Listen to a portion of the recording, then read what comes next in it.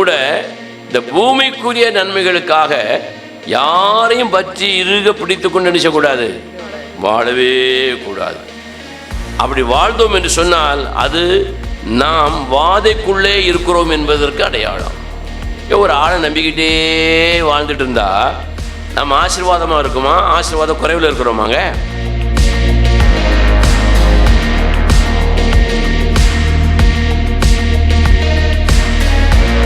அப்போ பேனை போல யாரையாவது நம்பி அப்பி பிடிச்சி வாழவே கூடாதுங்க. தேவ ஜனங்கள் அப்படி வாழக்கூடாது, அதுவும் வெறும் பூமிக்குரிய நன்மைக்காக. ஆனால் நம்முடைய தேவனை குறித்து வேதம் சொல்கிறது, அவர் உலகத்தின் பலனால் நம்மை நிரப்புகிறவர். அல்லேலூயா.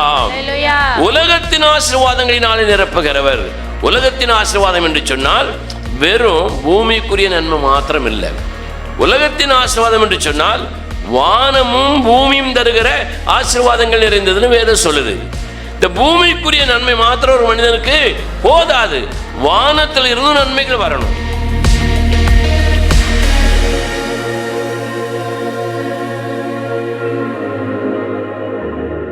வானத்திலிருந்து வரக்கூடிய நன்மை என்ன? பூமியில நிறைய நன்மைகள் இருக்கு, பார்க்கிறோம். வானத்திலிருந்து என்ன நன்மை வரணும்?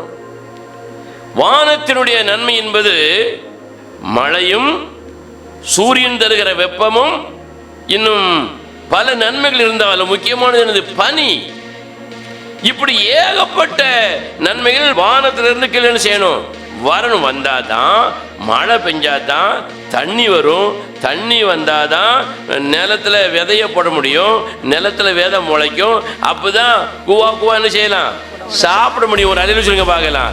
அப்ப வானத்தினுடைய நன்மைகளும் பூமியினுடைய நன்மைகளும் இணைந்திருந்தால்தான் ஒரு மனிதனுக்கு உலகத்தினுடைய ஆசீர்வாதங்கள் பூர்மையா கிடைக்கும்.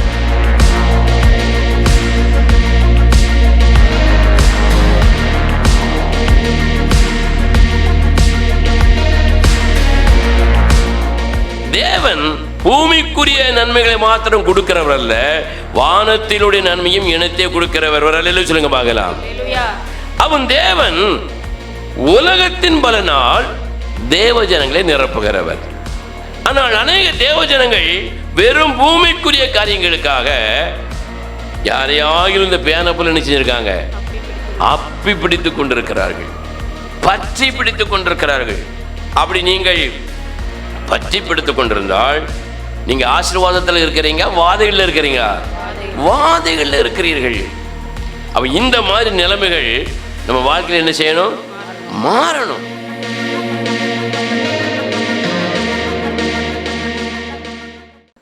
ஹல்லேலூயா, ஹல்லேலூயா. கர்த்தருடைய பரிசுத்த நாமத்திற்கு மகிமை உண்டாவதாக. ஆண்டவராகிய இயேசுவின் நாமத்தில் உங்களை யாவரையும் வாழ்த்துகிறேன். தேவன் தாமே உங்களை ஆசீர்வதிப்பாராக. அல்லேலூயா.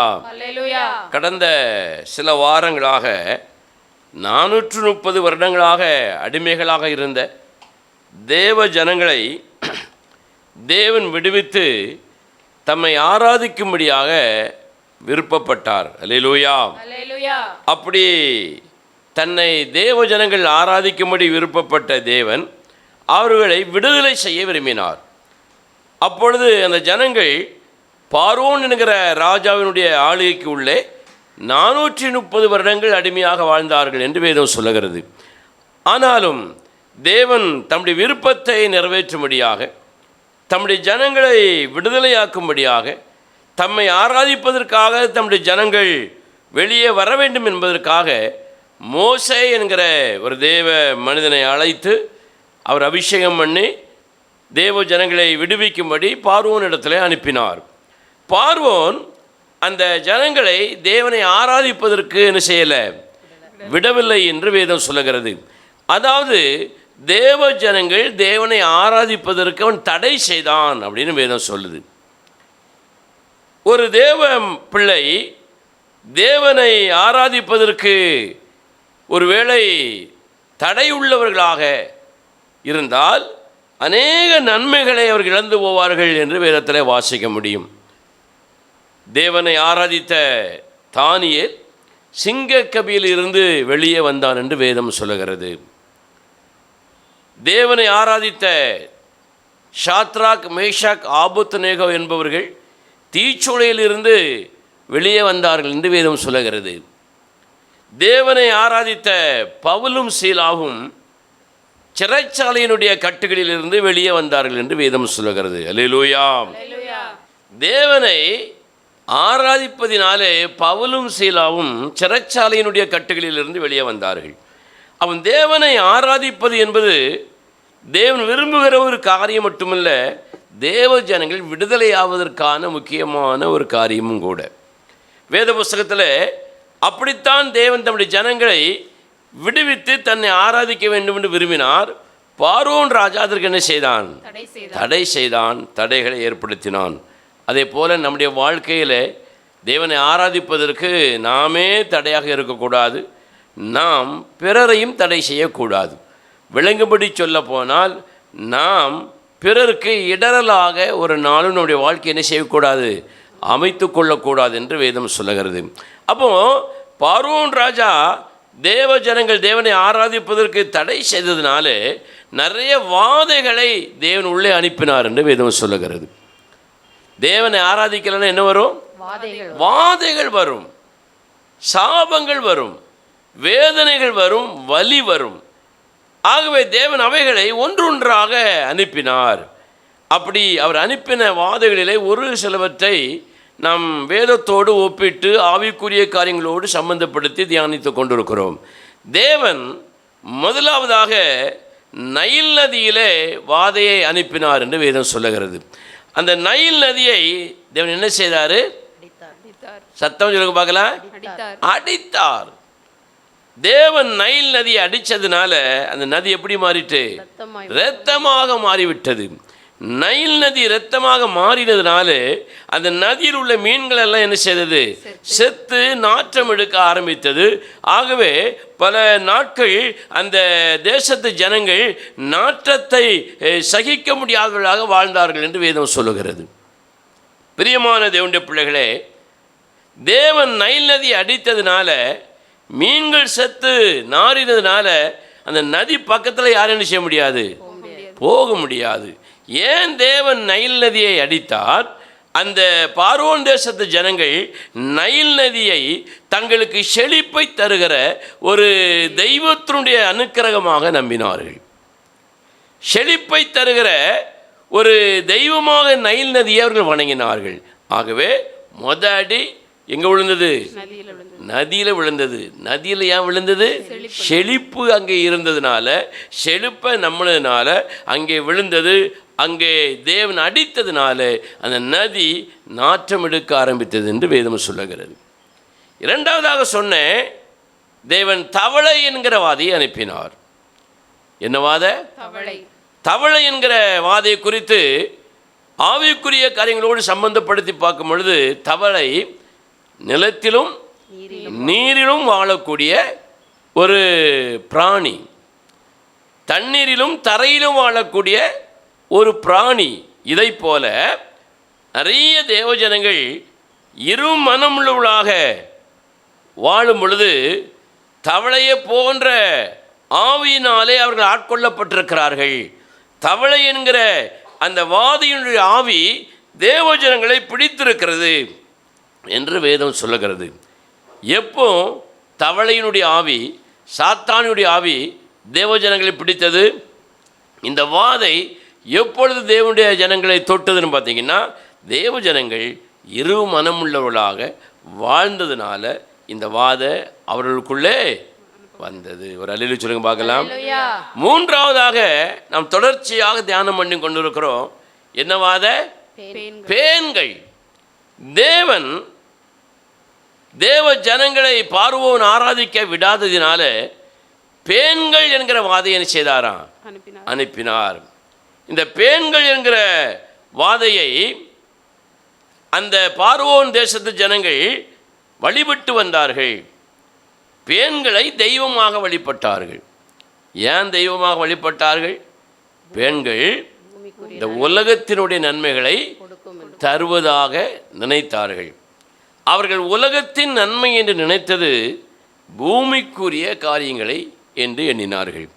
பேன் இந்த பூமிக்குரிய நன்மைகளை தருகிற ஒரு தெய்வமாக அந்த ஜனங்கள் வணங்கியதுனால தேவன் பேனை அங்கே அனுப்புனார்.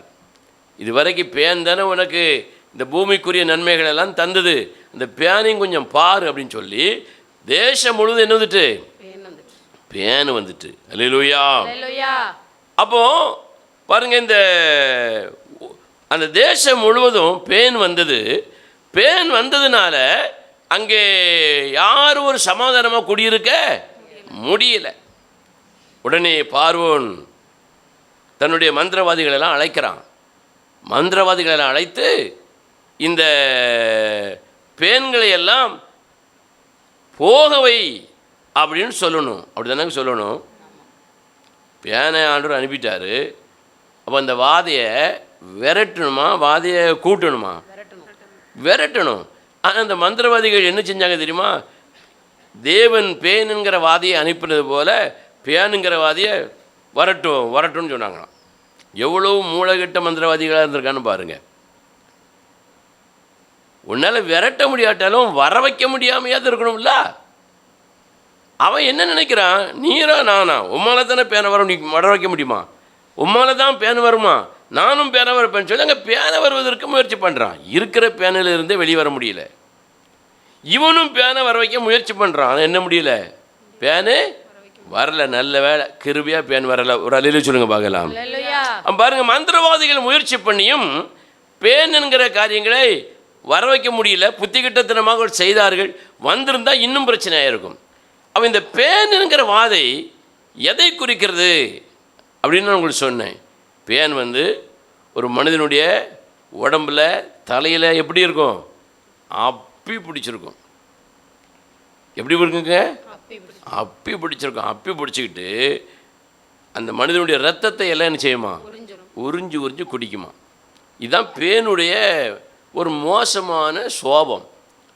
அப்போது இந்த பேனுங்கிற வாதை தலையில் மட்டும் இருந்த வாதை மூஞ்சி மோர காது கண் எல்லா இடமே செஞ்சுட்டு வர ஆரம்பிச்சிட்டு எல்லாம் அப்பி பிடிச்சிக்கிட்டு எல்லாருடைய ரத்தத்தையும் உரிய ஆரம்பிச்சிட்டு.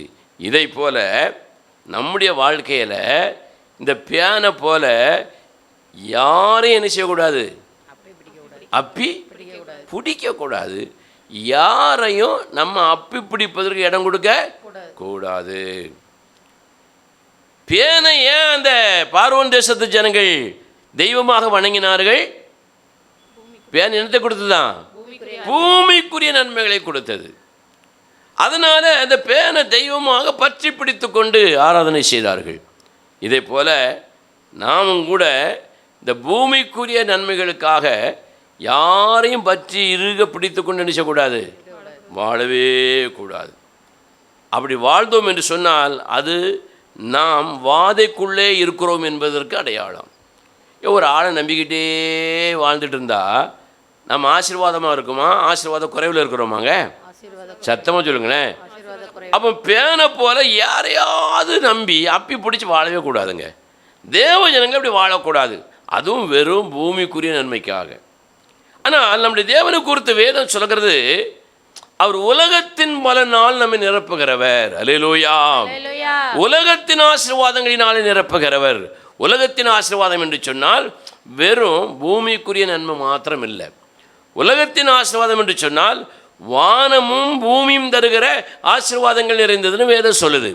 இந்த பூமிக்குரிய நன்மை மாத்திரம் ஒரு மனிதனுக்கு போதாது. வானத்தில் இருந்தும் நன்மைகள் வரணும். வானத்திலிருந்து என்ன நன்மை வரணும் சொல்லுங்க பார்க்கலாம். வானத்திலிருந்து வரக்கூடிய நன்மை என்ன? பூமியில் நிறைய நன்மைகள் இருக்குது பார்க்குறோம். ஆனால் வானத்திலிருந்து இந்த பூமிக்கு வரக்கூடிய நன்மை என்னது சொல்லுங்க பார்க்கலாம். சத்தமாக சொல்லுங்க. என்னது? மழை. அடுத்தால சூரியனுடைய வெப்பம் வெளிச்சம், சந்திரனுடைய வெளிச்சம் வெப்பம். அடுத்தால காற்று. வேற சொல்லுங்களேன் பார்ப்போம். என்னப்போ? பனி. கரெக்டாக சிந்திச்சிருக்கான், பரவாயில்ல. வானத்தினுடைய நன்மை என்பது மழையும் சூரியன் தருகிற வெப்பமும் இன்னும் பல நன்மைகள் இருந்தாலும் முக்கியமானது என்னது? பனி. இப்படி ஏகப்பட்ட நன்மைகள் இப்போ வானத்திலிருந்து கீழே என்ன செய்யணும்? வரணும். வந்தால் தான் மழை பெஞ்சாதான் தண்ணி வரும். தண்ணி வந்தால் தான் நிலத்தில் விதைய போட முடியும். நிலத்தில் விதை முளைக்கும். அப்போ தான் கூவா என்ன செய்யலாம்? சாப்பிட முடியும். ஒரு அல்லேலூயா சொல்லுங்க பார்க்கலாம். அப்போ வானத்தினுடைய நன்மைகளும் பூமியினுடைய நன்மைகளும் இணைந்திருந்தால்தான் ஒரு மனிதனுக்கு உலகத்தினுடைய ஆசீர்வாதங்கள் பூர்மையாக கிடைக்கும், பூரணமாக கிடைக்கும். இப்போ வானத்தில் இருந்து மழை பெஞ்சாதான் தண்ணி பெருகும். தண்ணி பெருகினா தான் தண்ணியில் என்ன இருக்கும்? தண்ணியில் என்னங்க இருக்கும்? சத்தம் சொல்லுங்க, என்ன இருக்கும்? டெய்லி சாப்பிட்றவங்க என்ன சாப்பிடுதீங்க? அரிசி சாப்பிடுதீங்க, கத்திரிக்காய் சாப்பிடுதீங்க, தேங்காய் சாப்பிடுதீங்க, வேறு என்னது, மாங்காய் சாப்பிடுதீங்க, வேறு என்ன, வெள்ளரிக்காய் சாப்பிடுதீங்க, பனங்கிழங்கு சாப்பிடுதீங்க, சொல்லிக்கிட்டே இருக்கலாம். முக்கியமாக என்ன சாப்பிடுதீங்க? தண்ணியில் என்ன இருக்குங்க? மீன். ஒரு நாள் இல்லைன்னா தலை சுற்றுது சில ஆளுக்கு. ஒரு அல்லேலூயா சொல்லுங்க பார்க்கலாம். டெய்லி மீனை திங்கணும். அவங்க மொத்தத்தில் பாருங்கள், வானத்திலிருந்து வரக்கூடிய அந்த மழை, சூரிய வெப்பம், பனி என்கிற இந்த காரியங்கள் பாருங்கள் இந்த உலகத்தை நிரப்புகிறது.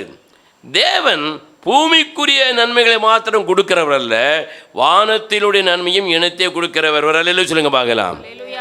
அவன் தேவன் உலகத்தின் பலனால் தேவ ஜனங்களை நிரப்புகிறவர். ஆனால் அநேக தேவ ஜனங்கள் வெறும் பூமிக்குரிய காரியங்களுக்காக யாரையாகிலும் இந்த பேனை போல என்ன செஞ்சிருக்காங்க?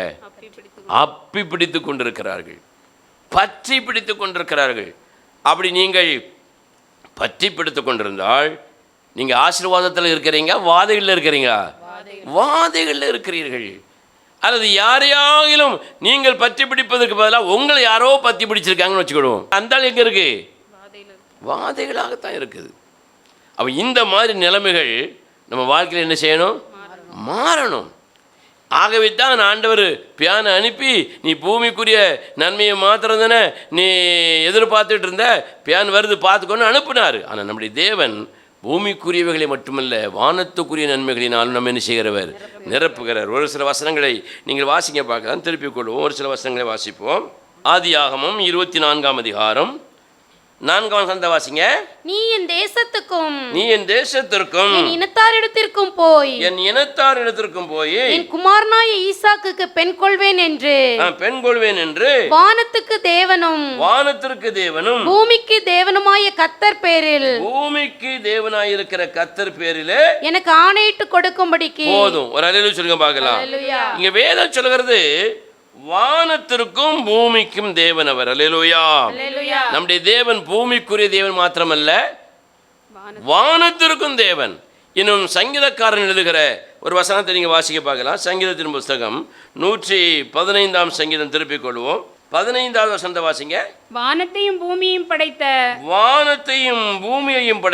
கர்த்தராலே நீங்கள் ஆசீர்வதிக்கப்பட்டவர்கள். கரங்களை தட்டி கர்த்தரை மகிமைப்படுத்துங்க பார்க்கலாம். ஹல்லேலூயா. வானத்தையும் பூமியும் படைத்த கர்த்தராலே நீங்கள் ஆசீர்வதிக்கப்பட்டவர்கள். அப்படி நீங்கள் ஆசீர்வதிக்கப்பட்டிருந்தால் வானத்துடைய நன்மையும் பூமியின் நன்மையும் இணைந்தே உங்களுக்கு கிடைக்கும். இந்த உலகத்தினுடைய ஒரு பகுதி மட்டுமல்ல, முழு பகுதியும் உங்களுக்கு ஆசீர்வாதமாக கர்த்தர் தருவார். அல்லேலூயா. வேதம் சொல்கிறது வானத்தையும் பூமியும் படைத்த கர்த்தராலே நீங்கள் ஆசீர்வதிக்கப்பட்டவர்கள். இன்னொரு வசனத்தை நீங்கள் வாசிக்க பார்க்கலாம். சங்கீதத்தின் புஸ்தகம் 121:2 வாசிக்க பார்க்கலாம். 121:2. ஆமாம். வானத்தையும் பூமியும் உண்டாக்கின. சங்கீதத்தின் புஸ்தகம் 121:2. வானத்தையும் பூமியும் உண்டாக்கின கர்த்தரிடத்திலிருந்து எனக்கு ஒத்தாசை வரும். 124ஆம் சங்கீதம் 8ஆம் வசனத்தை வாசிங்க. நம்முடைய சகாயம் வானத்தையும் பூமியும் உண்டாக்கின கர்த்தருடைய நாமத்திலே உள்ளது. சங்கீதம் 134:3 வாசிங்க. வானத்தையும் பூமியும் உண்டாக்கின கர்த்தர் சீயோனிலிருந்து உன்னை ஆசீர்வதிப்பார். கரங்களை தட்டி கர்த்தரை மகிமைப்படுத்த பார்க்கலாம். சத்தமா மகிமைப்படுத்த. வானத்தையும் பூமியும் படைத்த கர்த்தர் உன்னை சீயோனிலிருந்து ஆசீர்வதிப்பார். சீயோன் சொன்னா தேவ சபைன்னு அர்த்தம். சீயோன் என்னது? தேவ சபையில் இருந்து வானத்தையும் பூமியும் படைத்த கர்த்தர் உன்னை ஆசீர்வதிப்பார். தேவனுடைய சபையிலிருந்து வானத்தையும் பூமியும் படைத்த தேவன் உனக்கு ஒத்தாசையை அனுப்புவார். நம்முடைய தேவன் வானத்தையும் பூமியும் படைத்தவர். அப்போ அவர் இந்த பூமிக்குரிய ஆசீர்வாதம் மாத்திரமல்ல, வானத்துக்குரிய நன்மைகளினாலும் நம்மை நிரப்புகிறவர். ஆனால் அநேக தேவ ஜனங்கள் பூமிக்குரியது மாத்திரம் கிடைச்சா போதும்னு நினைக்கி, அப்படி கிடைச்சா அது சரியான ஒரு நிறைவாக இருக்காது. பூமிக்குரிய ஆசீர்வாதம் உங்களுக்கு சரியாக நிறைவாக கிடைக்கணும்னா வானத்திலிருந்து ஆசீர்வாதம் அங்கே வரணும். ரெண்டும் சேர்ந்தாதான் அந்த ஆசீர்வாதம் பூரணப்படும். வெறும் இட்லியை சாப்பிடுவதற்கும் சட்னியும் சாம்பாரும் ஊற்றி சாப்பிடுவதற்கும் நிறைய வித்தியாசம் இருக்குங்க. வெறும் புரோட்டா சாப்பிடுவதற்கும் சிக்கனும் மட்டனும் வச்சு சாப்பிடுவதற்கும் ரொம்ப வித்தியாசம் இருக்குது. அதே போல் இந்த உலகத்தினுடைய ஆசீர்வாதங்களை மாத்திரம் பெறுவதற்கும் பூமியினுடைய ஆசீர்வாதங்களை மாத்திரம் பெறுவதற்கும் வானத்துக்குரிய ஆசீர்வாதத்தை இணைத்து பெறுவதற்கும் நிறைய வித்தியாசம் இருக்குது. அப்போது தேவ ஜனங்களே, நாம் இந்த உலகத்தின் ஆசீர்வாதம், அதான் உலகத்தின் ஆசீர்வாதம்னு உங்கள் ஞாபகத்தில் எப்பவும் என்ன இருக்கணும்? வானமும் பூமியும். சத்தம் சொல்லுங்க. உலகத்தின் ஆசீர்வாதம் என்ன இருக்கணும்? வானமும் பூமியும் தருகிற ஆசீர்வாதம். அதுதான் உலகத்தினுடைய ஆசீர்வாதம் என்று வேதம் சொல்கிறது. நாம் உலகத்தின் ஆசீர்வாதம்னா அந்த பூமிக்குரிய ஆசீர்வாதத்தை மட்டும் நினச்சிட்டு இருப்போம். அதை மாற்றிக்கிடுங்க. அவர் அலையில சொல்லுங்க பார்க்கலாம். அப்போ இந்த உலகத்தினுடைய ஆசீர்வாதம் எப்போ ஒரு தேவ ஜனத்துக்கு வரும். அப்படி வந்துன்னா அவன் யாரையும் அப்பி பிடிக்க வேண்டிய அவசியம் இல்லை, யாரையும் பற்றி பிடித்து வாழ வேண்டிய அவசியம் இல்லை. அதற்கான சில உதாரணங்களை ஒரு பாயிண்ட்டை உங்களுக்கு சொன்னேன். அந்த வசனத்தை வாசிங்க. ஒரு தேவனுடைய பிள்ளை உலகத்தின் ஆசீர்வாதங்களினாலே, உலகத்தின் அந்த நன்மைகளினாலே நிரப்பப்படும்படியாக அவன் என்ன செய்யணும் அப்படிங்கிறதையும், அவன் எப்போ அந்த ஆசீர்வாதத்தை பெறுவான் என்பதையும் நான் உங்களுக்கு சொன்னேன். வாசிங்க. ஏசாயா தீர்க்கதரிசன புஸ்தகம் 27ஆம் அதிகாரம் 6ஆம் வசனத்தை வாசிங்க. யாக்கோபு வேர் பற்றி இஸ்ரவேல் பூத்து காய்த்து உலகத்தை பலனால் நிரப்பும் நாட்கள் வரும். ஒரு அல்லேலூயா சொல்லுங்க பார்க்கலாம். யாக்கோபு தேவனுடைய ஜனம், தேவனுடைய பிள்ளைகள் இந்த உலகத்தை பலனால் ஆசீர்வாதங்களினால நிரப்பப்படுகிற நாட்கள் வரும். அப்படி அவன் நிரப்பப்படும் பொழுது எப்படி இருப்பான்? பூத்து காய்த்து வேர் பற்றி உறுதியாக இந்த உலகத்தில் வாழ்வான். ஒரு அல்லேலூயா சொல்லுங்களேன். உலகத்தின் பலன் என்பது வானத்தையும் பூமியிலும் இருந்து வருகிற ஆசீர்வாதம். தேவனுடைய ஜனம் இந்த உலகத்தின் பலனால் நிரப்பப்படும் பொழுது எப்படி இருப்பான்? பூத்து காய்த்து வேர் பற்றி உறுதியா இருப்பான். பூத்துனா எப்படி? மனம் வீசுகிறவனாக இருப்பான். வேர் பற்றினா எப்படி? உறுதியா இருப்பான். கனி காய் பற்றினா எப்படி இருப்பான்? நல்ல செழிப்புள்ளவனாக இருப்பான்னு அர்த்தம். அப்போ இந்த ஒரு தேவனுடைய பிள்ளை இந்த உலகத்தின் பலனால் நிரப்பப்படும் பொழுது பூத்து காய்த்து வேறு பற்றி உறுதியாக இருக்கும். எப்போ? அதே 27ஆம் அதிகாரம், திருப்பிக் கொள்வோம். அதே 27ஆம் அதிகாரம் 5வது வசனத்தை வாசிங்க. இல்லாவிட்டால் அவன் என் பலனை பற்றி கொண்டு என்னோட ஒப்புரவாகட்டும், அவன் என்னோட ஒப்புரவாவான். இல்லாவிட்டாலும் போட்டிருக்கு. இல்லாவிட்டால் இந்த ஆசீர்வாதம் இல்லாவிட்டால் அப்படின்னு போட்டிருக்கு. மேலே நீங்கள் வீட்டில் போய் வாசி பாருங்க, தெரியும். இல்லாவிட்டால் இந்த உலகத்துடைய பலன் நன்மைகள் இல்லாவிட்டால் அவன் என்ன செய்யணும்? ஏன் கூட ஒப்புரவாகணும்.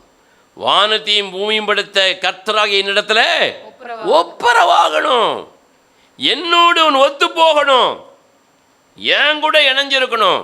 அப்பந்தான் இந்த உலகத்துடைய பலன் அவனுக்கு என்ன செய்யும்? கிடைக்கும். அவன் தேவனோட ஒப்புரவாகணுமானா தேவன் சொல்லுவதை கேட்கணும். தேவனோடு இணைந்து இருக்க வேண்டுமானால் தேவன் சொல்லுவதை கேட்கணும். என்ன கேட்கணும்?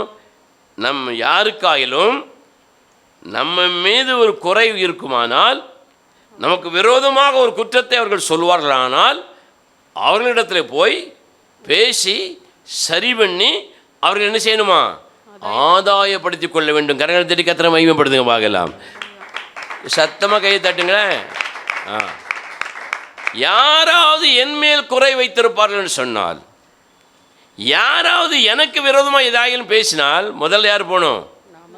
நான் தான் போகணும். அதுதான் உதாரணம் சொன்னேன். நீங்கள் என்கிட்ட சண்டைக்கு வந்தால் சண்டைக்கே வராத, சண்டையே போட நான் தான் முதல்ல ஒன்று வந்து என்ன செய்யணும்? பேசணும். இதுதான் உலகத்தினுடைய தேவன் வைத்திருக்கிற ஒரு நியதி. அப்போ நம்முடைய வாழ்க்கையில் நாம் தேவனோடு ஒப்புரவாகுது என்று சொன்னால் என்ன? தேவன் சொல்லுகிறார், உனக்கு விரோதமாக உன் பேரிலே குறை வைத்திருக்கிற அந்த சகோதரனோடு சகோதரியோடு நீ போய் பேசி எடுத்து சமாதானமாகி அதன் பிறகு காணிக்கை கொண்டு எனக்கு செலுத்து. அப்படி செலுத்துவது நீ எங்கூட ஒப்புரவாகுதலுக்கு சமம்னு கர்த்தர் சொல்லுகிறார். புரியுதா? முதல்ல நாம் பூத்து காய்த்து வேறு பெற்று இந்த உலகத்தில் உறுதியாக தேவ ஆசீர்வாதத்தில் நிலைச்சி நிற்கணும்னா என்ன யாரெல்லாம் குறை சொல்கிறாங்களோ, யாரெல்லாம் எனக்கு விரோதமாக பேசுகிறாங்களோ அவங்கக்கிட்ட போய் முதல்ல நான் என்ன செய்யணும்? பேசணும். நம்ம தான் பேசவே மாட்டோமே. பேசணும். தனியாக நீ பேசணும். யார்கிட்ட தவறு இருக்கிறது என்பதை நீ உணர்த்தணும். இது உலகத்தில் மட்டுமில்லை, குடும்பத்துக்குள்ளேயும் செய்யணும், சபைக்குள்ள விசுவாசிகளுக்குள்ளே செய்யணும், தேவனுடைய ஊழியக்காரங்களுக்குள்ளே செய்யணும். அப்படி செய்யும் பொழுது தேவனோடு நம்ம ஒப்புரவாகிறோம். நம்ம யாரையும் பேனை போல நிச்சயண்டா அப்பி பிடித்து வாழ வேண்டிய வாழ்க்கை நமக்கு வரவே செய்யாது. அப்படி வாழவும் வேண்டாம். ஒரு அல்லேலூயா சொல்லுங்க பார்க்கலாம். நீங்கள் தேவன் சொல்லுகிற வேத வசனத்தின்படி ஒப்புரவானால் நீங்கள் தேவனோடு ஒப்புரவாகிறீர்கள். இன்னைக்கு அண்ணனோடு ஒப்புரவாக முடியலை, தம்பியோடு ஒப்புரவாக முடியல, அக்காவோட ஒப்புரவாக முடியல, நண்பர்களோடு ஒப்புரவாக முடியல, பெற்றோர்களோடு ஒப்புரவாக முடியல, உறவுகளோடு ஒப்புரவாக முடியல, சபை விசுவாசிகளோடு ஊழியர்களோடு ஒப்புரவாக முடியல. ஏன்? நான் குற்றம் செய்யலை, அவன் தான் குற்றம் செஞ்சான், அவள் தான் குற்றம் செஞ்சா என்கிற சுயநீதி தேவனுக்கு எதிராக உங்களை கிளப்பி விட்டிருக்கிறது. ஆகவே தான் வாழ்க்கை முழுவதும் பேனை போல யாரையாகிலும், எந்த மனுஷனே ஆகிலும், அவன் ரட்சிக்கப்பட்டானோ ரட்சிக்கப்படலோ, அவன் காலையோ கையையோ தலையோ தோலையோ பிடிச்சி தொங்கிக் கொண்டு வாழ்கிற வாழ்க்கைக்கு நீங்கள் தள்ளப்பட்டிருக்கிறீர்கள். இது வாதை நிறைந்த ஒரு வாழ்க்கை. இந்த வாழ்க்கையிலேருந்து நீங்கள் என்ன செய்யணும்? மாறணும். எத்தனை பேர் இந்த வாழ்க்கையிலேருந்து வெளியே வரணும்னு விரும்புகிறீங்க? சத்தமாக ஒரு அல்லேலூயா சொல்லுங்க பார்க்கலாம். நீங்கள் வெளியே வரணும்னா என்ன செய்யணும்? என்ன செய்யணும்? தேவனோடு ஒப்புரவாகணும். தேவன் யாரோடு ஒப்புரவாக சொல்லியிருக்கிறாரோ அவர்களோடு வேத வசனத்தின்படி என்ன செய்யணும்? ஒப்புரவாகணும். அப்போ உலகத்தின் பலன், வானத்தையும் பூமியும் படைத்த கர்த்தருடைய பலன் நம்முடைய வாழ்க்கையில் என்ன செய்யும்? கிடைக்கும். யாரையும் பேன மாதிரி என்ன செய்யண்டாம்? ஒரு மாய்மாலமாகவோ தந்திரமாகவோ அப்படியே காலை பிடிச்சி கையை பிடிச்சி மூக்கை பிடிச்சி கழுத்தை பிடிச்சி வாழ வேண்டிய அவசியமே இருக்காது. ரெண்டாவதாக, ஒரு உலகத்தின் பலனால் வானத்தையும் பூமியும் படைத்த கர்த்தருடைய அந்த ஆசீர்வாதத்தினாலே நாம் நிரம்பி வாழ வேண்டுமானால் என்ன செய்யணுமா? ஒரு வசந்த வாசிக்க பார்க்கலாம். திருப்பிக் கொள்வோம். லூக்கா எழுதின சுவிசேஷம் திருப்பிக் கொள்வோம். லூக்கா எழுதின சுவிசேஷம் 12ஆம் அதிகாரம் 29வது வசனத்தை வாசியுங்கள். ஆகையால் எண்ணத்தை உண்போம், எண்ணத்தை குடிப்போம் என்று நீங்கள் கேளாமலும் சந்தேகப்படாமலும் இருங்கள். இவைகளெல்லாம் உலகத்தார் நாடி தேடுகிறார்கள். என்னத்தை? உணவு, குடிக்கிறதுக்கு தண்ணீர், உடை, உறைவிடம், தண்ணீர், வாழ்க்கையினுடைய அடிப்படை தேவை. உணவு, உறைவிடம், உடை, சரிதானா? இதெல்லாம் வாழ்க்கையினுடைய அடிப்படை தேவை. இதுக்கு மட்டுமே வாழக்கூடிய கூட்டம் இந்த உலகத்தில் இருக்குது. இது மாத்திரம் கிடைச்சா போதும். எனக்கு வேலைக்கு சாப்பாடு கிடைச்சா போதும், உடுத்துவதற்கு உடை விதவிதமாக கிடைச்சா போதும், இருப்பதற்கு ஒரு இடம் கிடைச்சா போதும், நான் பாட்டுக்கு என் வாழ்க்கையை செஞ்சுருவேன், அப்படியே ஓட்டிடுவேன். வேறு எனக்கு எதுவுமே வேண்டாம், எந்த ஒரு கவலையுமே எனக்கு வேண்டாம்னு சொல்லி உணவுக்காக, உடைக்காக, உறைவிடத்திற்காக வாழுகிற கூட்டம் இருக்குது. இது யார் இப்படி வாழ்வாங்க? அஞ்ஞானிகள், தேவனை குறித்து சரியான அறிவில்லாதவர்கள். இன்றைக்கி கூட ஆராதனைக்கு வந்திருக்கிறோம். வீட்டில் கேஷுவலாக நம்ம பேசுவோம்.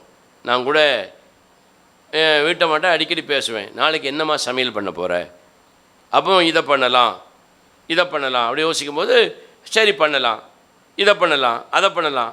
சில சமயத்தில் அவள் சொல்லக்கூடிய அந்த உணவுக்கு ஏற்ற சூழ்நிலை இருக்காது. அப்போது சரி இது விட்டுரு, வேறு ஏதாவது பண்ணு, அதுக்கும் சூழ்நிலை இருக்காது. அப்போ ஒன்று செய், பேசாமல் மோரை அடி, சோறை போடு, ஊறுகாய் வச்சு என்ன செஞ்சுருவோம், சாப்பிட்ருவோம்.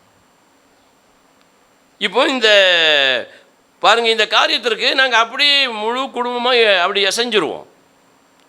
அது சில குடும்பத்தில் பார்த்துருக்கீங்களா, வாரத்தில் ஒரு நாள் தான் மட்டன் சாப்பிடுதோம், வாரத்தில் ஒரு நாள் தான் சிக்கன் சாப்பிடுதோம். அது சாப்பிடாமல் இருந்தால் எனக்கு என்ன வராது, தூக்கம் வராது.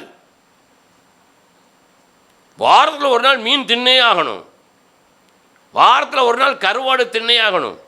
ஒன்றும் இல்லாட்ட ஒரு முட்டை ஆம்லேட்டாக என்ன செய்யணும், தின்னே ஆகணும். அது இல்லாமல் நான் என்ன செய்ய மாட்டேன், சாப்பிட மாட்டேன்.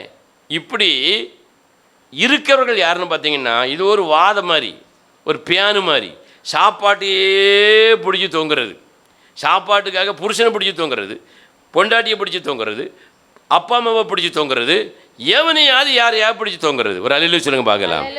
இது ஒரு வாதையினுடைய அனுபவம். இதை ஆண்டவர் சொல்வார், உலகத்தான் இப்படி இருப்பான். நீ உலகத்தான் அல்ல, நீ என்னுடைய பிள்ளை. நீ என்னத்தை சாப்பிடுவோம், என்னத்தை குடிப்போம், என்னத்தை உடுத்துவோம், எங்கே படுப்போம், இப்படி என்ன செய்யாத, நீ நினைக்க வேண்டிய அவசியமே இல்லை. இதுக்காக சண்டை போட வேண்டிய அவசியம் இல்லை. ஏன் சண்டை போடுதோம்? இப்போ ஒரு மட்டன் வாங்கணும், ஒரு சிக்கன் வாங்கணும், என்ன வேணும் சொல்லுங்கங்க, பணம் வேணும். ஒரு நல்ல ட்ரெஸ் எடுக்கணும், நல்ல சேலை எடுக்கணும்னா என்ன வேணும், பணம் வேணும். நல்ல ஒரு வீட்டில் வாடகை போய் இருக்கணும், லக்ஸரியாக இருக்கணும், என்ன வேணும், பணம் வேணும். இந்த பணம் இருந்தால் எல்லாமே செய்யும், கிடைக்கும். அதனால் இந்த பணத்தை தேடி தேடி தேடி தேடி மனுஷன் அலைகிறான். உலகத்தான் அப்படி தான் அலைவான். பணம் இருந்தால் தான் இவைகளெல்லாம் கிடைக்கும் அப்படின்னு சொல்லிட்டு பணத்துக்காக, இந்த தேவைகள் நிமித்தம் பணத்துக்காக ஓடி ஓடி அலைவான். 24 மணி நேரம் உழைப்பான், 24 மணி நேரம் வேலை செய்வான், 24 மணி நேரம் தொழில் செய்வான், 24 மணி நேரம் கள்ளப்பிராந்த மாதிரி சுற்றிக்கிட்டே வருவான். எங்கடா கோழி குஞ்சு கிடக்கு, எங்கே தூக்கலான்ட்டு கள்ளப்பிராந்த மாதிரி நிறைய பேர் செஞ்சுட்டு இருப்பாங்க, சுற்றிக்கிட்டே இருப்பாங்க. சிலர் இதுக்காக சிலரை பற்றி பிடித்திருப்பார்கள். வேதம் சொல்லுது, ஆண்டவர் சொல்கிறாரு, இதெல்லாம் விசுவாசிக்கான அடையாளமே இல்லை, தேவனுடைய ஊழியருக்கான அடையாளமே இல்லை, நீ என்னுடைய பிள்ளைக்கான அடையாளமே இது இல்லை. இது உலகத்தானுடைய அடையாளம். எப்போ கிடைக்கும், எப்போ கிடைக்கும், எப்போ கிடைக்கும், எங்கே பிடுங்கலாம், எங்கே பிடுங்கலாம், எங்கே வாங்கலாம், இது உலகத்தானுடைய அடையாளம். வேற நாங்கள் என்னங்க செய்ய, சாப்பிட வேண்டி இருக்கலாங்க, உடுத்த வேண்டி இருக்கலாங்க,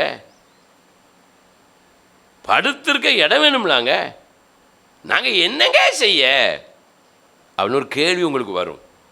அதான் ஆண்டவர் சொல்வார், என்னத்தை உடுப்போம், என்னத்தை குடிப்போம், என்னத்தை சாப்பிடுவோம், இதை பற்றியே நீங்கள் என்ன செய்யாதீங்க, இதை பற்றி கேளாதீங்க, சந்தேகப்படாதீங்க, கவலைப்படாதீங்கன்னு போட்டிருக்கு. அப்போ ஒரு ஓமை சொல்கிறாரு, காட்டு புஷ்பத்தை பாரு, காட்டில் வளரக்கூடிய செடியை பாரு, இந்த பூக்கள் எல்லாம் எவ்வளவு அழகாக இருக்கிறது.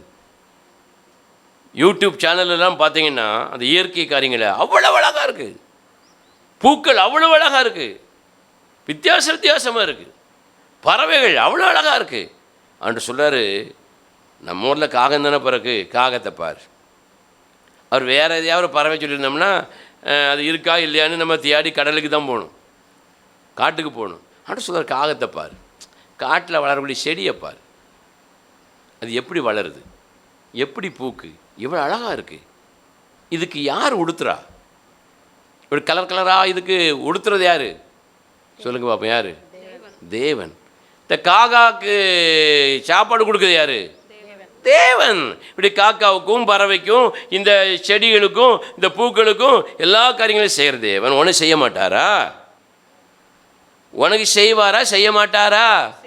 செய்வார். அப்படி செய்வார் என்கிற நம்பிக்கை உடையவர்கள் இந்த மாதம் எப்படி ஓட போதோ, இந்த மாதம் யார் நமக்கு பணம் தர போகிறாளோ, இந்த மாதம் ஆஸ்பத்திரிக்கு என்ன செய்ய, இந்த மாதம் வீட்டு வாடகைக்கு என்ன செய்ய, இந்த மாதம் அந்த சீட்டுக்கு என்ன செய்ய, பிள்ளைக்கு இந்த காரியத்துக்கு என்ன செய்யன்னு சொல்லி அப்படியே நம்ம என்ன செஞ்சுட்ருக்கோம், தேடிக்கொண்டே இருக்கிறோம், அஞ்ஞானிகள் தேடுகிறதே போல. அப்படி சொல்கிறாரு, நீ இப்படி தேட வேண்டிய அவசியமே இல்லை. நாங்கள் இப்படி தேடாமல் வாழ்வதற்கு ஒரு வழி இருந்தால் சொல்லுங்களேன் அப்படின்னு எத்தனை பேர் கேட்குறீங்க? ஒரு அழிவு சொல்லுங்க பார்க்கலாம். நாங்கள் இப்படி எதையுமே தேடக்கூடாதுங்க, உலகத்தில் யாரையும் தேடக்கூடாது, எவனையும் எவளையும் தேடக்கூடாது. பேனை மாதிரி வாதையா எங்கேயும் நாங்கள் போகக்கூடாது. நம்ம நினச்சி போவோம் சில வீட்டுக்கு, வாதம் வருதுன்னு வீட்டுக்காரன்னு செய்வான் நினைப்பாங்க. கரெக்டாக வந்துட்டான் பாரு அப்படின்னு பாருங்கள். நீங்கள் பேனை போல போகும்பொழுது நீங்கள் யாரை பிடிக்க போகிறீங்களோ அவன் பயப்படுதான். ஒரு அழிவு சொல்லுங்க பார்க்கலாம். அப்போ இப்படிலாம் ஒரு வாழ்க்கை வாழக்கூடாது. இப்படி உலகத்தான தேடி தேடி நான் வாழக்கூடாது. நான் ஆசீர்வாதத்தால் நிரம்பி வாழணும் அப்படின்னா நான் என்ன செய்யணும் அப்படின்னு ஒரு கேள்வி கேட்டிங்கன்னா வசனத்தை வாசிக்க பார்க்கலாம். லூக்கா எழுதின சுவிசேஷம் 12ஆம் அதிகாரம் 29ஆம் வசனத்திலிருந்தே வாசிக்க பார்க்கலாம். ஆகையால் எண்ணத்தை உண்போம் எண்ணத்தை குடிப்போம் என்று நீங்கள் கேளாமலும் சந்தேகப்படாமலும் இருங்கள். இவைகளை எல்லாம் உலகத்தார் நாடி தேடுகிறார்கள். இவைகள் உங்களுக்கு வேண்டியவைகள் என்று உங்கள் பிதாவானவர் அறிந்திருக்கிறார். யார் தெரிஞ்சு வச்சிருக்காங்க? நீ உன் குடும்பத்துக்கு வேணும்னு உனக்கு வேணும்னு தெரிஞ்சு வச்சிருக்கும் போது தேவன் தெரிஞ்சிருக்க மாட்டாரா? தேவன் தெரிந்து வைத்திருக்கிறார் சொல்ல முடியும். ஒரு சொல்லுங்க பார்க்கலாம். தேவன் தெரிந்து வைத்திருக்கிறார், அறிந்து வைத்திருக்கிறார். அவர் அறிந்திருக்கிறார். தேவனுடைய ராஜ்யத்தை தேடுங்கள். அப்பொழுது இவைகள் எல்லாம் உங்களுக்கு கூட கொடுக்கப்படும். உங்களுக்கு கொடுக்கப்படும் போடல, எப்படி போட்டிருக்கு? கூட கொடுக்கப்படும், அதிகமாக கொடுக்கப்படும். அப்படின்னு என்ன அர்த்தம்? நீ பூலோகத்திற்குள்ளது மாத்திரம்தான் நீ தேடுத. பணத்தை தேடுத, வீட்டை தேடுத, பங்களாவை தேடுத, உடையை தேடுத, நகையை தேடுத, உணவை தேடுத, உலகத்திற்குரிய பூமிக்குரியவளை மாத்திரம் தேடி அலைகிறாய். ஆனால் நீ ஏன் என்ன தேடுனா, ஏன் ராஜ்யத்திற்குரியவர்களை நீ தேடுனா உனக்கு இந்த பூலோகத்துக்குரியது மாத்திரமல்ல, பரலோகத்திற்குரியதும் பூமிக்குரியது மாத்திரமல்ல, வானத்துக்குரியதும் சேர்த்து கர்த்தர் உனக்கு கொடுப்பேன் என்று வாக்கு பண்ணுகிறார். கரங்களை தட்டி கர்த்தரை மையப்படுத்த பார்க்கலாம். எத்தனை பேருக்கு பூமியினுடைய ஆசீர்வாதமும் வானத்துடைய ஆசீர்வாதமும் வேணும்? வேதம் சொல்கிறது, நீங்கள் முதலாவது தேவனுடைய ராஜ்யத்தை தேடுங்கள், தேவனுக்குரியவர்களை தேடுங்கள். மத்தேயு எழுதின சுவிசேஷத்தில் இதே வசனம் எப்படி போட்டிருக்கு பாருங்க. மத்தேயு எழுதின சுவிசேஷம் 6ஆம் அதிகாரம் திருப்பிக் கொள்வோம். 31ஆம் வசனத்தை வாசிங்க. ஆகையால் எண்ணத்தை உண்போம், எண்ணத்தை உடுப்போம், எண்ணத்தை குடிப்போம் என்று கவலைப்படாதிருங்கள். ஞாயிற்றுக்கிழமை என்ன சாப்பிடுவோம், திங்கக்கிழமை என்ன சாப்பிடுவோம், கல்யாண வீட்டுக்கு என்ன சரியை உடுத்திட்டு போவோம், இப்படி என்ன செய்யாதீங்க, கவலைப்படாதீங்க. அந்த கவலையே பாதி பெரிய ஒரு வாதம் மாதிரி தான், சாபம் மாதிரி. கவலைப்படாத. இவைகளை எல்லாம் அஞ்ஞானிகள் நாடி தேடுகிறார்கள். இவைகள் எல்லாம் உங்களுக்கு வேண்டியவைகள், உனக்கு தேவை என்று உங்கள் பரமபிதா அறிந்திருக்கிறார். இதெல்லாம் உனக்கு எனக்கு தேவைங்கிறது தேவன் செஞ்சிருக்காரு, அறிஞ்சிருக்கிறாருங்க. அவர்கிட்ட போய் நீ கேட்டு வாங்க வேண்டிய அவசியம் இல்லை, அவர் கேட்காமே கொடுப்பாருங்க. நாம கேட்டு வாங்கக்கூடிய கண்டிஷனுக்கு என்ன செஞ்சிட்டோம், வந்துட்டோம். கேட்காமே கொடுப்பாரு. என் வாழ்க்கையில எல்லாம் ஆண்டவர் நான் கேட்காமையே நிறைய தந்திருக்காருங்க. தேவனுடைய பலிபடத்தில் நான் சொல்கிறேன், நான் தேவனிடத்தில் எதையும் எனக்கென்று நான் கேட்டதே கிடையாதுங்க. ஒரே ஒரு தடவை ஒரே ஒரு காரியத்தை நான் கேட்டேன். செல்ஃபோன் வந்த புதுசில் எல்லோரும் நிறைய செல்ஃபோன் வச்சுருந்தாங்க. 1000, 2000, 3000 இப்படிலாம் செல்ஃபோன் வச்சுருந்தாங்க. அப்போ நான் ஆண்டவரை கேட்டேன், ஆண்டவரே எனக்கு ஒரு செல்ஃபோன் வேணும், அந்த செல்ஃபோனை எனக்கு தாரும், நான் செல்ஃபோன் வாங்கணுமா வேண்டாமாங்கிறத நீர் உறுதிப்படுத்துறதுக்கு அந்த செல்ஃபோனுடைய முழு தொகையை நீர் எனக்கு தரணும் அப்படின்னு நான் ஜெபம் பண்ணேன். உங்கள் சித்தம் இருக்குமானால் நீ தாரும். அந்த செல்ஃபோனுடைய படத்தை நான் பேப்பரில் பார்த்தேன். எங்கே பார்த்தேன்? பேப்பரில் பார்த்தேன். பார்க்க அழகாக இருந்துச்சு, விலையும் கூட இருந்துச்சு. விலை கூட எவ்வளோ தெரியுமா? 9650 ரூபா. நான் மோத வாங்கின செல்ஃபோனுடைய விலை எவ்வளவு? 9650 ரூபா. நமக்கு 500 ரூபாய்க்கு வழி இல்லை. 1000 ரூபாய்க்கு எப்படி வழி இருக்கும்? 2000க்கு எப்படி வழி இருக்கும்? ஆனாலும் ஆண்டவரை வச்சேன், ஆண்டவரே உமக்கு சித்தம் இருக்குமானால் இந்த செல்ஃபோன் என்ன செய்யும், எனக்கு தாரும். இந்த முழு தொகையை இந்த காணிக்கப்பட்டியில் நான் பார்த்தேன்னு சொன்னால் நீர் எனக்கு தருகிறேன்னு நான் நம்புவேன். ஆண்டவரே சும்மா 500 கிடந்தது, 5000 கிடந்தது மாதிரி 2000 இப்படி மொத்தமாக கலெக்ட் பண்ணி சேர்த்தெல்லாம் போய் வாங்க மாட்டேன். முழு தொகையால் இருக்கணும். உம்மால முடியும் அப்படின்னு விசுவாசித்தேன்.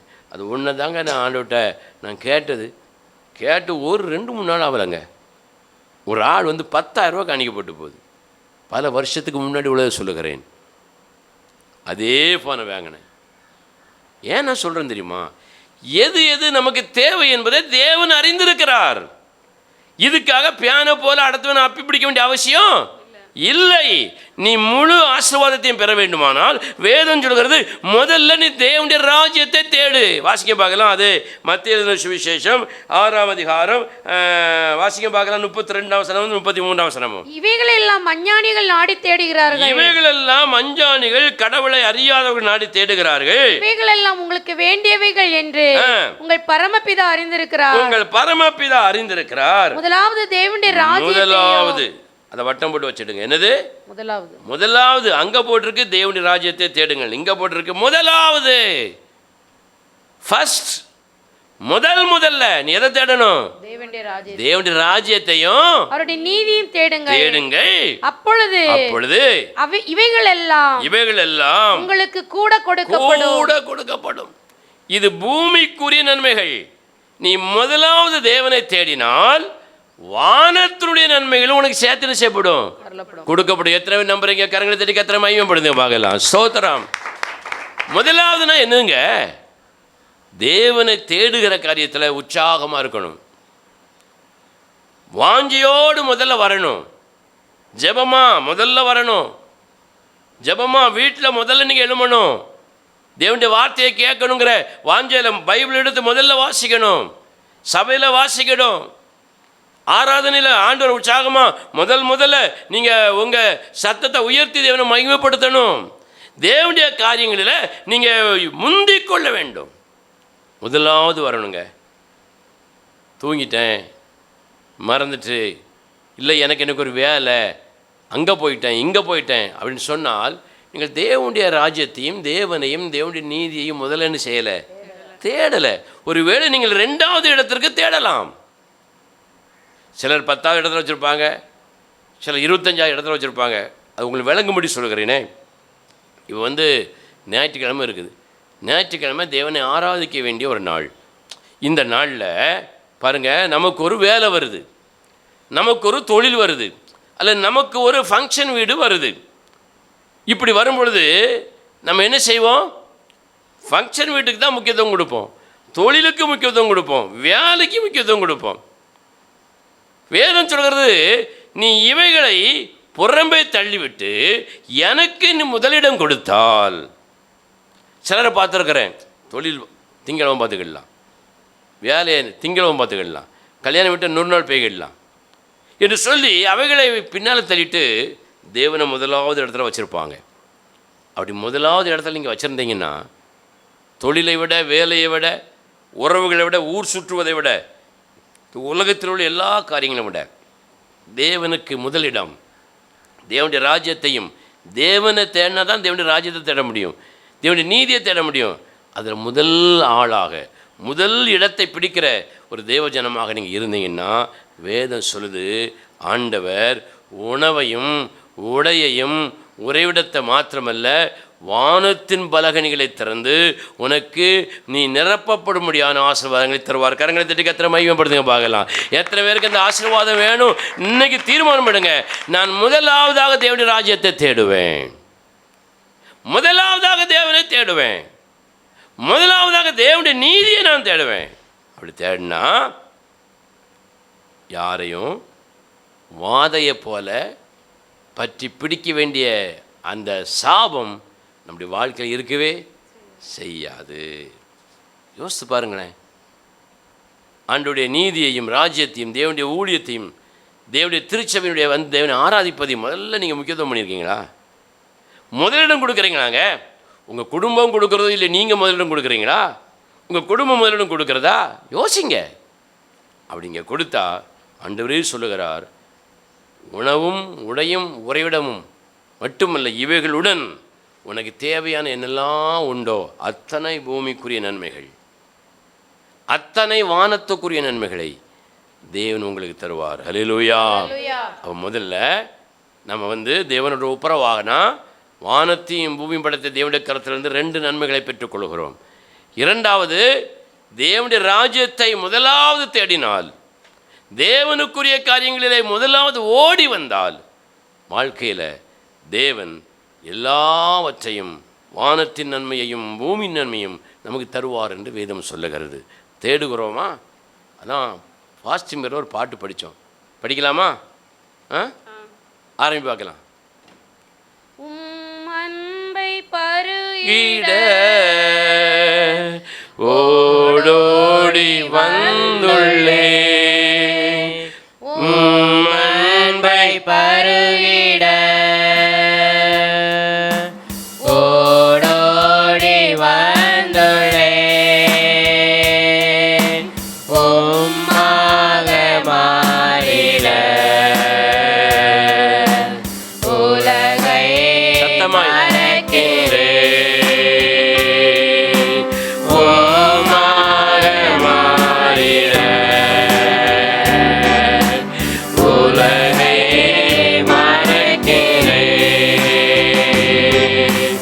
இரவெல்லாம் பகலெல்லாம் இதயம் உமக்காக துடிக்குதையா, நினைவெல்லாம் பேச்செல்லாம் நேசரே சத்தமாய் பற்றிதானே ஐயா. இரவெல்லாம் பகலெல்லாம் இதயம் உமக்காக துடிக்குதையா, நினைவெல்லாம் பேச்செல்லாம் நேசரே உம்மை பற்றிதானே ஐயா. உன்னத தேவனே என் இயேசு ராஜனே, உம்மோடு இணைந்திட என் உள்ளம் ஏங்குதையா. உன்னத தேவனே என் இயேசு ராஜனே, உம்மோடு இணைந்திட என் உள்ளம் ஏங்குதையா. அன்பை பருகிட ஓடோடி வந்துள்ளே. சத்தமாய் உம்மை பருகிட ஓடோடி வந்துள்ளே,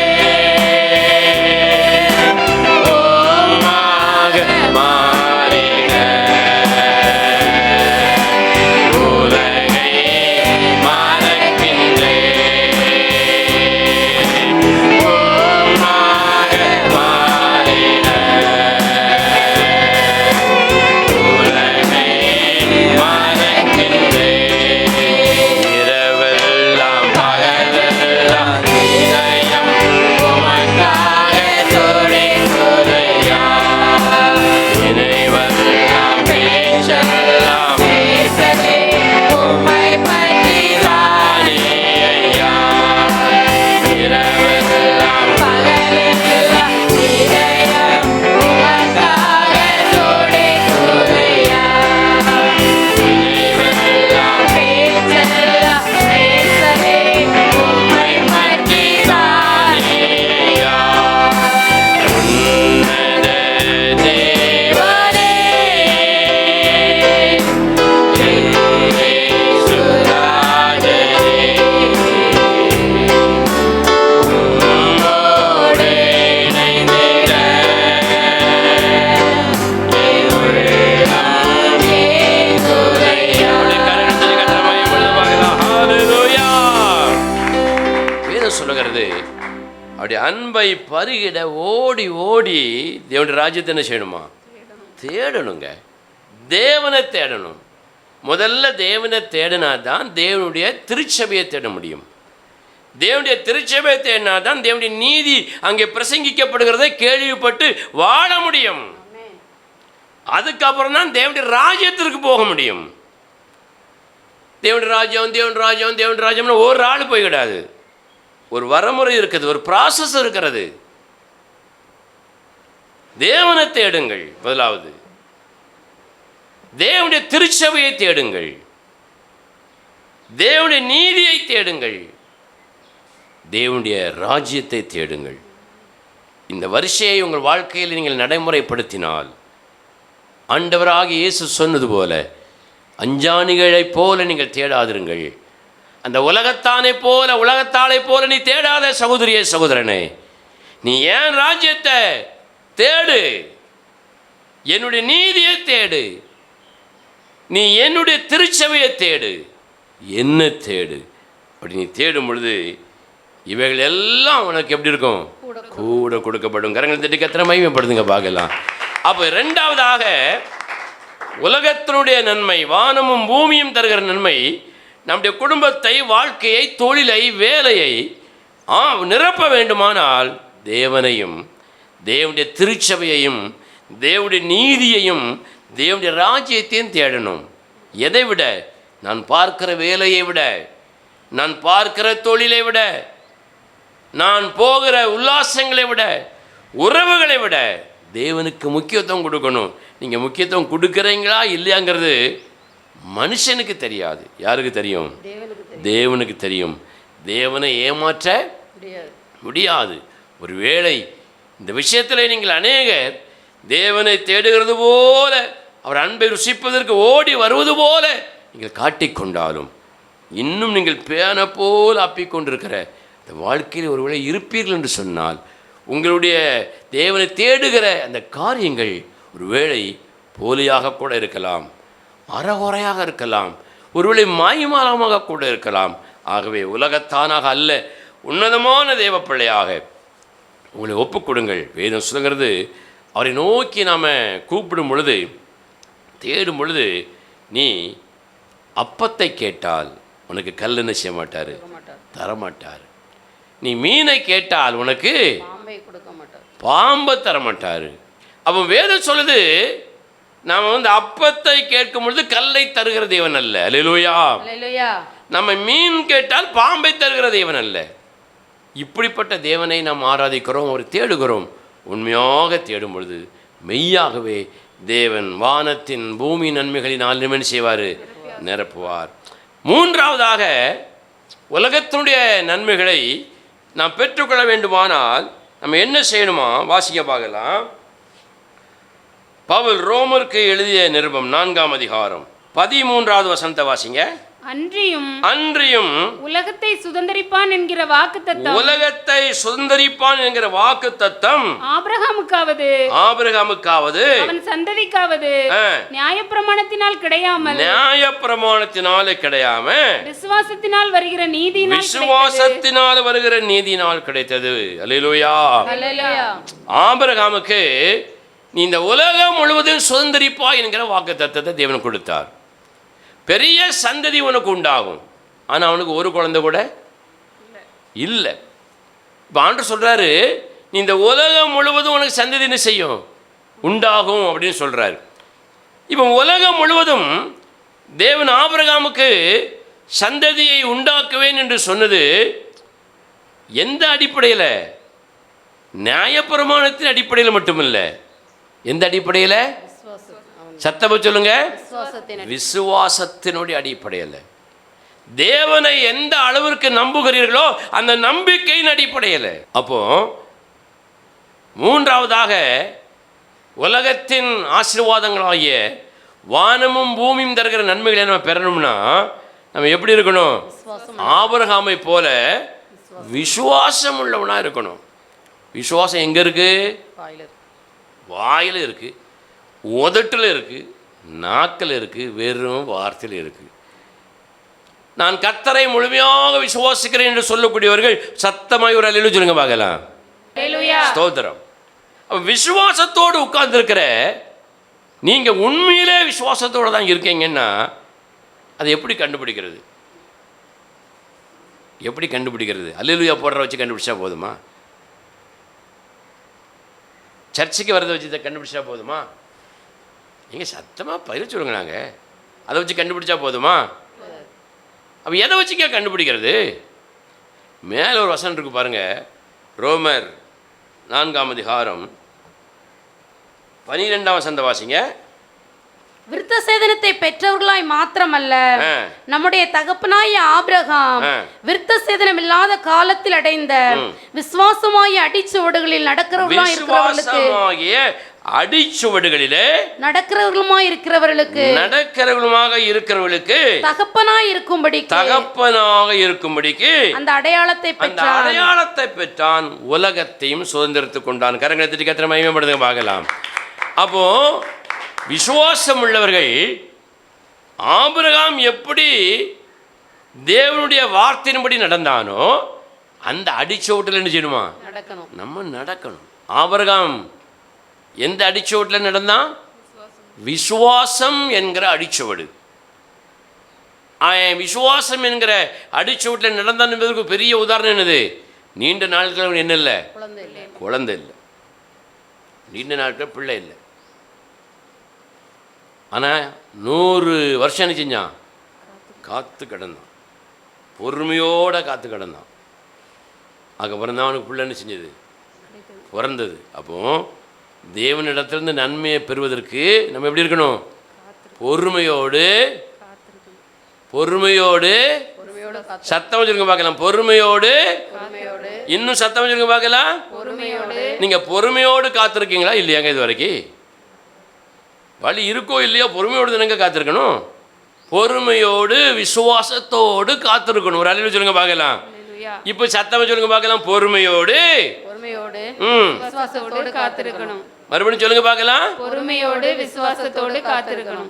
இதை போல விசுவாசத்தோடு பொறுமையோடு செய்யணும். காத்திருக்கணும். அந்த விசுவாசத்தோடு காத்திருக்காம வெறும் பொறுமையோடு இருந்தோம்னா படக்குன்னு கையை பக்கத்து வீட்டில் போட்டுருவோம். ஒரு சொல்லுங்க பார்க்கலாம்.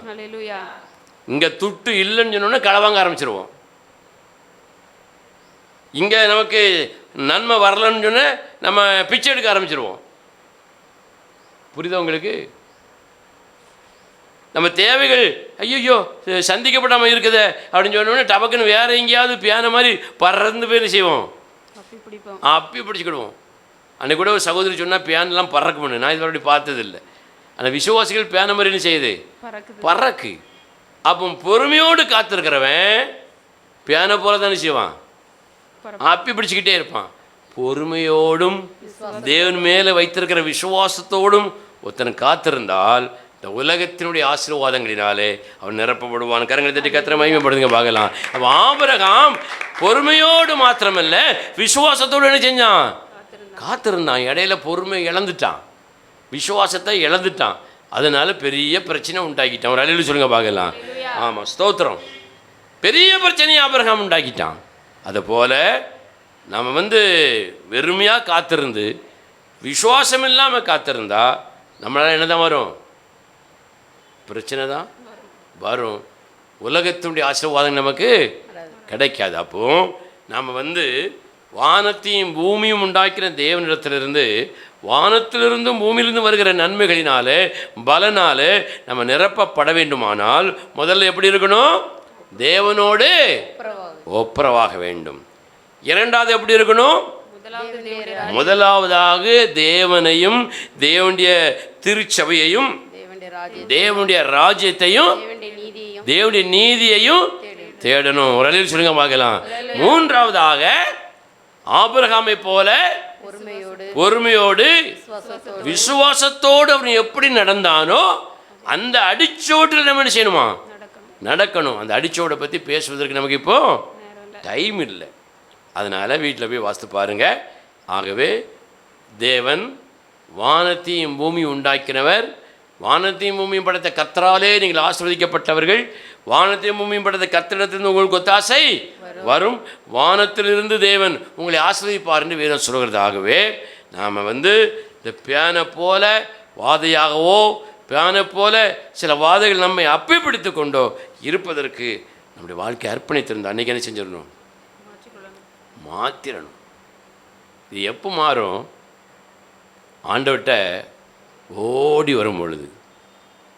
ஆண்டவர் சொல்லக்கூடிய அந்த வார்த்தைகளுக்கு ஒப்புரவாவதற்கு தாமதம் இல்லாமல் உடனே தன்னை சரி செய்து கொள்ளும் பொழுது, தேவனுடைய ராஜ்யத்தை முதலாவது தேடும் பொழுது, விசுவாசத்தோடு தேவன் நமக்கு காட்டியிருக்கிற அந்த அடிச்சோடு அந்த பாதைகளிலே நம்ம நடக்கும் பொழுது, இந்த உலகத்தின் பலனால் நம்ம என்ன செய்யப்படுவோம்? நிரப்பப்படுவோம். பேனை போல வாதியாக யாரையும் அப்பி பிடித்து கொண்டு வாழ வேண்டிய அவசியம் நமக்கு இருக்காது. அப்படி எழுதி நின்று பார்க்கலாம். அப்படி தேவ சமுதிரம் ஒப்பு கொடுப்போம். ஆண்டவரே, இந்த பேன்களைப் போல பிறரை அப்பி பிடித்து கொண்டு வாழ்கிற அந்த வாழ்க்கையிலிருந்து நான் வெளியே வரணும்ப்பா. பேன் என்பது இந்த உலகத்துக்குரிய நன்மை மட்டும்தான். நான் இந்த உலகத்துக்குரிய நன்மைக்காக நான் வாழ்வேன்னு சொன்னால் அந்த பேனை போல இருக்கிறேன். ஆனால் உம்முடைய நன்மையை நான் பெற்றவனாக இருக்கணும், நான் பெற்றவனாக இருக்கணும். என்னை ஒப்பு கொடுக்குறேன் அப்படின்னு சொல்லக்கூடியங்க. அப்படியே வாய் திறந்து ஒப்பு கொடுங்க பார்க்கலாம். அப்படியே ஒப்பு கொடுப்போம். ஸ்தோத்திரம் கர்த்தாவே, ஸ்தோத்திரம் ஸ்தோத்திரம் ஸ்தோத்திரம் துதிக்கிறோம் ஆண்டவரே. ஸ்தோத்திரம் ஸ்தோத்திரம் ஆண்டவரே. நாங்கள் உம்மை ஸ்தோத்திரிக்கிறோம் ஆண்டவரே. உம்மை ஸ்தோத்திரிக்கிறோம், உம்மை ஸ்தோத்திரிக்கிறோம், உம்மை ஸ்தோத்திரிக்கிறோம், உம்மை துதிக்கிறோம் ஆண்டவரே. தேவன் ஹல்லேலூயா ஹல்லேலூயா. பேனை போல வாதைகளோடு வாழ்ந்து கொண்டிருந்த தம்முடைய ஜனங்களை வெளியே கொண்டு போக விரும்பினார். ஏன் வெளியே கொண்டு போக விரும்பினார்? தேவ ஜனங்கள் அவளை ஆராதிக்க வேண்டும் என்கிற சித்தத்துக்காக. அப்படி வாழ்க்கையில தேவனை ஆராதித்த தானியலை போல, ஷாத்ராக் மேஷாக் ஆபத்நேகோவை போல, பவுலையும் சீலாவையும் போல, தாவீதையும் போல, தேவனுடைய தாசர்களைப் போல தேவனை ஆராதிப்பதற்கு, தேவனை மகிமைப்படுத்துவதற்கு முதலாவது இடம் கொடுக்கிறோமா? விசுவாசத்தோடு அடிச்சுவடிலே நடக்கிறோமா? தேவன் ஒப்புரவாக சொன்ன காரியங்களிலே நம்மை சரிபடுத்திக் கொள்கிறோமா? அப்படி வாழும் பொழுது வானத்தையும் பூமியும் படைத்த கர்த்தர் நம்மை ஆசீர்வதிப்பார் என்று வேதம் சொல்லுகிறது. அந்த ஆசீர்வாதங்களினாலே நம்மையும் குடும்பத்தை நிரப்புவார் என்று வேதம் சொல்லுகிறது. உன் தொழில்கள் ஆசீர்வதிக்கப்படும், வேலைகள் ஆசீர்வதிக்கப்படும், உன் படிப்பு ஆசீர்வதிக்கப்படும், உன் குடும்பம் ஆசீர்வதிக்கப்படும், எல்லாமே ஆசீர்வதிக்கப்படும். எத்தனை பேர் தேவனுக்கு முதலிடம் கொடுத்து அவரை ஆராதிப்பதற்கு முழு வாஞ்சியோடு ஒப்பு கொடுக்கிறீர்கள்? மடி ஒப்பு கொடுத்து வாய் திறந்து அப்படியே ஸ்தோத்திரம் பண்ணுங்க. ஹல்லேலூயா ஹல்லேலூயா. உம்மை ஆராதிப்பேன், உம்மை ஆராதிப்பேன், உம்மை ஆராதிப்பேன், உம்மை சத்தமாய் ஆராதிப்பேன், என் நாட்கள் முடியும் வரை, என் ஜீவன் பிரியும் வரை, என் சுவாசம் ஒழியும் வரை